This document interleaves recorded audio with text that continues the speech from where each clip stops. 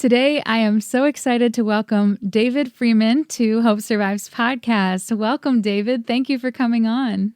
Thank you for having me. I'm super excited to be here. Yes. So David is a health and fitness professional, if I could speak. You've been in the industry for over 10 years. You've had personal experience with concussion, and you are a coach.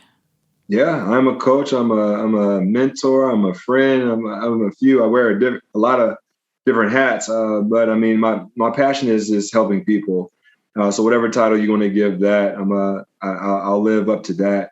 All in and day out. So that's what I do. I love helping people. My role and position, if you want that title, I'm the National Digital Performance Manager for digital within Lifetime. So I connect with a lot of individuals through the virtual platform, which is also an amazing thing. So you can touch so many different lives from abroad or here locally here in the United States, and helping them to change their lives and create positive habits.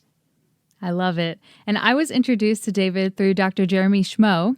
And back in the spring, we did a webinar, and he spoke on mindset and consistency, and it just blew me away. And so I thought to myself, I have to get him on the podcast because I think our listeners could really benefit from hearing your story and hearing your encouragement. You are one of the most positive and tangibly,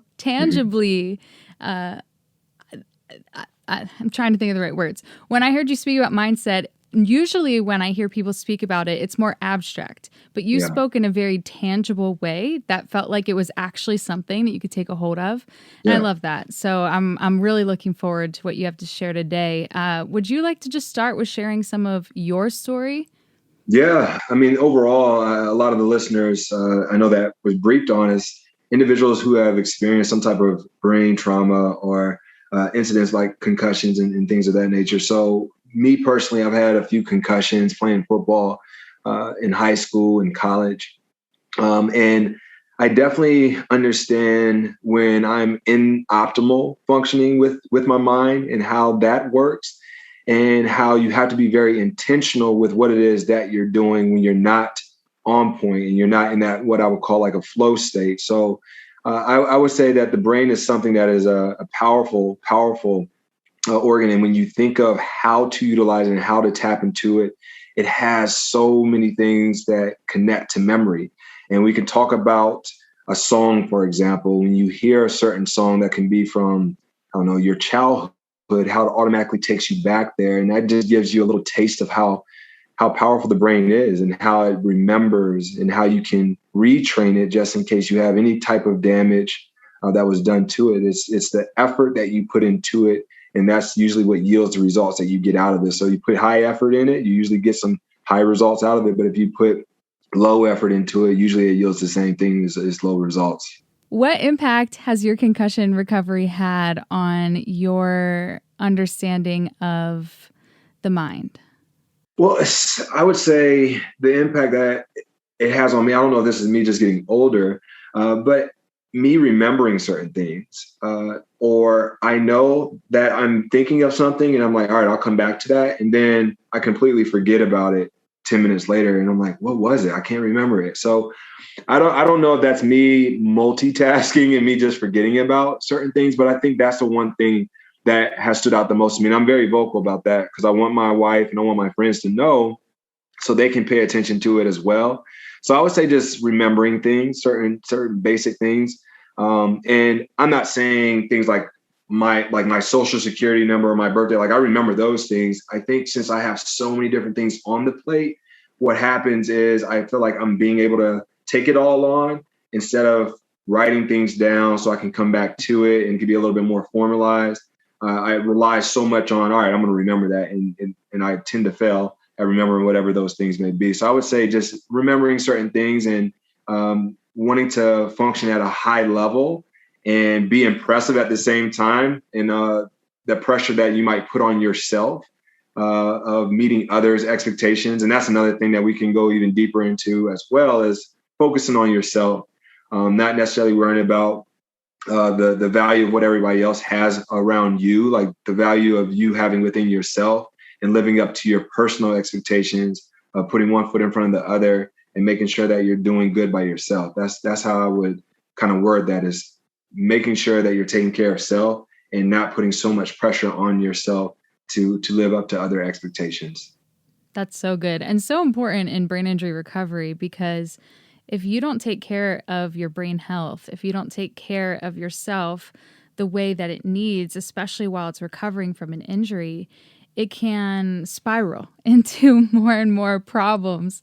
And so communicating that, I think you brought up a great example of making sure your wife and your friends know, like, hey, this is something that I'm dealing with, or this is something that I'm going through, and not holding yourself to a standard of perfection, but still wanting excellence. And so how do you toe that line between not wanting to try and be perfect all the time, but yet also wanting to expect a lot out of yourself? That goes back to some of the pillars. I don't know if I mentioned it in our earlier connect when we were with Dr. Schmo and whatnot, but just setting up mindset being the foundation. When I look at each one of the pillars, I have 5 pillars that is my philosophy around training and just overall a holistic approach to health. Is number 1 being mindset, number 2 being sleep, number 3 being nutrition, 4 being management of stress, and number 5 being movement or exercise. So setting that up for my structure and understanding within the mindset, I want to be optimal. So lead by example. It's very hard for me to explain something to somebody else if I'm not doing it myself. So I can speak from my personal experience if I'm living it. So setting myself up, writing down what my core values are, which is faith, family, and fortune. Fortune being able to give to the masses and have them, thrive from whatever information it is that I'm empowering them with.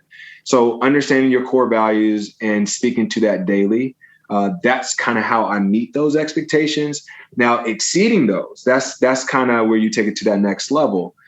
This is where you have the pressures of society that now you're trying to align to, because we associate what value is based off of, we call it extrinsic versus intrinsic like values. Intrinsically, what I just spoke on, those core values, that's what moves me. That's what truly should matter. It should not be the accolades of me getting on a magazine cover or me being on the top of a podium. Do those things feel good? Yes, that speaks to the ego. That's the extrinsic, right? And we have so many different things that kind of cater to that right now. So when we look at social media and we look at, we can look at it as how many likes did I get, or how many views did it get, or did it go viral? We associate success to numbers versus how we actually feel about what it is that we're doing. And if we are empowering ourselves to do exactly what we're supposed to be doing here on the earth, living out our purpose, that should be the best feeling in the world. It shouldn't be associated to being on top of the podium or, the accolade. So if we can get into that type of state of mind, I just feel like our world would just be a better place as a whole. Yeah. And how do you view success, I think, is one of the things that so many people have to come to grips with, whether you have a brain injury or not. But with a brain injury, I find that often so many of survivors equate success with being who you were before, or with exceeding and being perfect in your physical therapy or occupational therapy, or in your recovery, and doing perfect nutrition and doing everything right. And that's not sustainable. That's not always able to happen. And so I found that I have had to learn how to redefine success. Like you were talking about your 5 pillars, and redefine success as your, am I giving to others? Am I experiencing love? I think for me, like, I'm a Christian, so the fruits of the Spirit, like love, joy, peace, patience, kindness, faithfulness, gentleness, self-control, like those are my goals. And if I can exhibit the fruits of the Spirit, then to me, I am living a successful life. But it took me a while, and the Lord had to do a lot of work on me to get there, because you want that worldly success of what everyone sees. And you also want to get better in your recovery, and you want to do more, and you want to do the best you possibly can. And when you feel like you fall short, it's like, how do you come back from that? Yeah, I think it goes back to you clearly defining what success is to you. Once again, it becomes very confusing when you have done something that you feel amazing about, but yet it's not getting that credit to the world. The world is not recognizing it as that. But how do you define it? That's where you should continue to ask yourself and answer for yourself as well. If I was to define success in my eyes, success to me is making sure I'm doing the best by me so I can give the best of me.